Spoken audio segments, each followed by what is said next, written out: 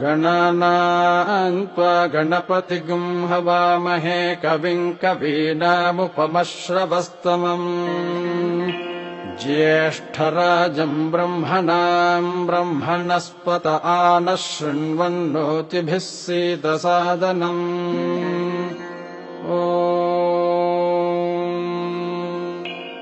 आसत्येन रजसा वर्तमानो निवेशयन्नमृतम् मर्त्यम् च हिरण्ययेन सविता रथेना देवो याति भुवना विपश्यन् अग्निम् दूतम् वृणीमहे होतारम् विश्ववेदसम् अस्य यज्ञस्य सुक्रतुम् येषामीशे पशुपतिः पशूनाम् चतुष्पदामुत च द्विपदाम् निष्क्रीतोऽयम् यज्ञियम् भागमेतुरायस्पोषा यजमानस्य सन्तु अधिदेवता प्रत्यधिदेवता सहिताय आदित्याय नमः आप्यायस्व समेतु ते विश्वतः सोमवृष्णियम् भवावाजस्य सङ्गथे अप्सु मे सोमो अब्रवीदन्तर्विश्वानि भेषजा अग्निम् च विश्वशम्भुवमापश्च विश्वभेषजीः गौरीमिमाय सलिलानि तक्षति एकपदी द्विपदी सा चतुष्पदी अष्टापदी नवपदी बभूवुषी सहस्राक्षरा परमे व्योमन् अधिदेवता प्रत्यधिदेवता सहिताय सोमाय नमः अग्निर्मूर्धादिवः ककुत्पतिः पृथिव्या अयम् अपागुम् रेतागुम् सिजिन्वती स्योना पृथिविभवा नृक्षरा निवेशनी यच्छा नः शर्म सप्रथाः क्षेत्रस्य पतिना वयगुम् हितेनेव जयामसि गामश्वम् पोषयित्वा सनो मृडातीदृशे अधिदेवता प्रत्यधिदेवता सहिताय अङ्गारकाय नमः उद्बुध्यस्वाग्ने प्रतिजागृह्येन मिष्टापूर्ते सगुम् सुजेथामयम् च पुनः कृण्वग्स्त्वा पितरम् युवानमन्वातागुम् सेत्पयितन्तु मेतम् इदम् विष्णुर्विचक्रमे त्रेधा निदधे पदम् समूढमस्य पागुम् सुरे विष्णोरराटमसि विष्णोः पृष्ठमसि विष्णोस्न्यप्त्रे स्थो विष्णोः स्यूरसि विष्णोर्ध्रुवमसि वैष्णवमसि विष्णवे त्वा अधिदेवता प्रत्यधिदेवता सहिताय बुधाय नमः बृहस्पते अतियधर्यो अर्हाद्युमद्विभाति क्रतुमज्जनेषु यद्दीत यच्च वसर्त प्रजात तदस्मासु द्रविणन्धेहि चित्रम् इन्द्रमरुत्व इह पाहि सोमम् यथा शार्याते अपि बस्सुतस्य तव प्रणीति तव शूरशर्मन्ना विवासन्ति कवयः सुयज्ञाः ब्रह्मजज्ञानम् प्रथमम् पुरस्ताद्विसीमतः सुरुचो वेन आवः स बुद्ध्या उपमा अस्य विष्ठा सतश्च योनिमसतश्च विवः ॐ अधिदेवता प्रत्यधिदेवता सहिताय बृहस्पतये नमः ॐ प्रवः शुक्राय भानवे भरद्वम् हव्यम् मतिम् चाग्नये सुपूतम् यो दैव्यानि मानुषा जनो गुंषि अन्तर्विश्वानि विद्मना जिगाति इन्द्राणी मासु नारिषु सुपत्नीमहमश्रवम् न ह्यस्या अपरम् च न जरसा मरते पतिः इन्द्रम् वो विश्वतस्परिहवामहे जनेभ्यः अस्माकमस्तु केवलः ॐ अधिदेवता प्रत्यधिदेवता सहिताय शुक्राय नमः ॐ शन्नो देवीरभिष्टय आपो भवन्तु पीतये संयोरभिस्रवन्तु नः प्रजापतेन त्वदेतान्यन्यो विश्वजातानि परिता बभूव यत्कामास्ते जुगुमस्तन्नो अस्तु वयग्स्यामपतयोरयीणाम् इमय्यमप्रस्तरमाहिसीदाङ्गिरोभिः पितृभिः संविदानः आत्वा मन्त्रा कविशस्तावहन्ते न राजन् हविषा मादयस्व ॐ अधिदेवता प्रत्यधिदेवता सहिताय शनैश्चराय नमः ॐ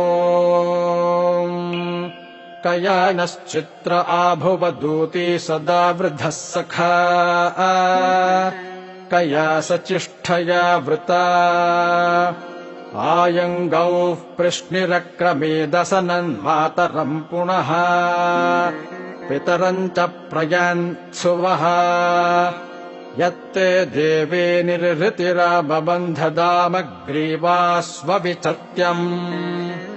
इदम् ते तद्विश्याम्यायुषो न मध्यादथा जीवः पितुमद्धि प्रमुक्तः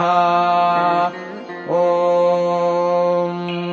अधिदेवता प्रत्यधिदेवता सहिताय राघवे नमः ॐ केतुम् कृण्वन्न केतवे पेशो मर्या अपेशसे समुषद्भिरजायथाः ब्रह्मादेवानाम् पदवीः कवीनाम् ऋषिर्विप्राणाम् महिषो मृगाणाम् श्येनो गृध्रा नागस्वधितिर्वना नागुम् सोमः पवित्रमत्येति रेभन्ने सचित्रचित्रम् चितयन्तमस्मे चित्रक्षत्रचित्रतमम् वयोधाम् चन्द्रम् रयिम् पूर्वीरम् बृहन्तम् चन्द्राभिर्गृणते युवस्व ॐ अधिदेवता प्रत्यधिदेवता सहितेभ्यः केतुभ्यो नमः आदित्यादिनवग्रहदेवताभ्यो नमो नमः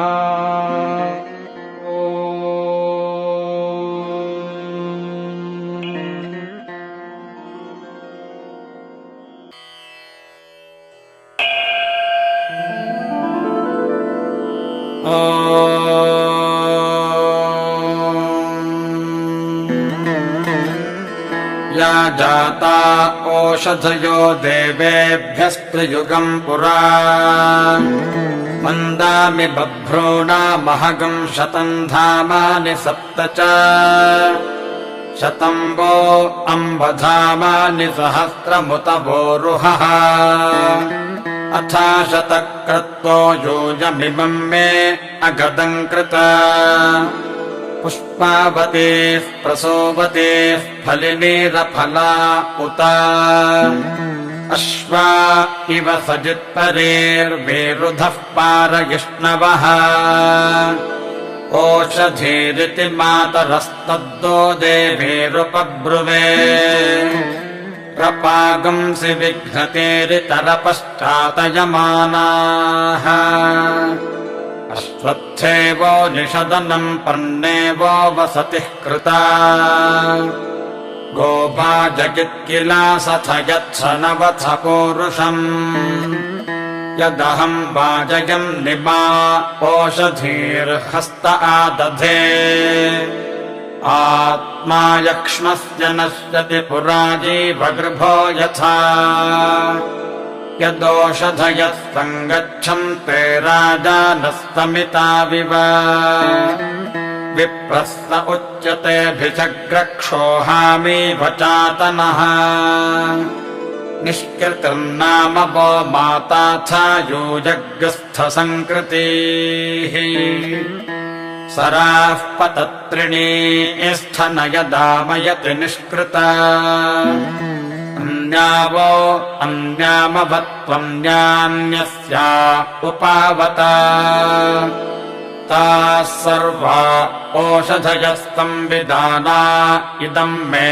प्रावता वचः उच्छुष्मा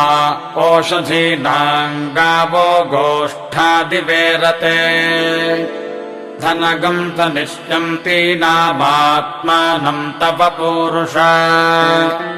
अतिविश्वाः परिष्ठास्तेन इव व्रजमक्रमुः ओषधयः प्रातिथ्यभुर्गित्किम् च तनुवागुम् रपः यास्त आतस्थुरात्मानम् या आविविशुः परः परुः तास्ते यक्ष्मम् निबाधन्तामुग्रो मध्यमशीदिव साकम् यक्ष्मः प्रपतश्येनेन किकिजीविना साकम् वातस्य ध्राज्या साकम् नश्च निहाकया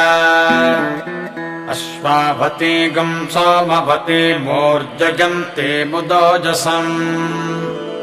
आविच्छि सर्वा ओषधीरस्मा अरिष्टतातये याः फलिनीर्या अफला अपुष्पायाश्च पुष्पिणीः बृहस्पतिप्रसूतास्तानो मुञ्चन्तगुंहसः या ओषधयस्तोमराज्ञीः प्रविष्टाः पृथिवीमनो तासाम् त्वमस्त्युत्तमा प्रणो जीवातवे सुवा अवपतन्तेरवदन् दिव ओषधयः परी यञ्जीवमश्नवामहै न सरिष्याति पूरुषः याश्चेदमुपशृण्वन्ति याश्च दूरम् परागताः इह सङ्गत्यताः सर्वा अस्मै सन्दत्तभेषजम् मा वोरिषत्खनिता यस्मै चाहम् खनामि वः द्विपच्चतुष्पदस्माकगम् सर्वमस्त्वनातुरम् ओषधयः सम्वदन्ते सोमेन सह राज्ञा यस्मै करोति ब्राह्मणस्तगम् राजन् पारयामसि।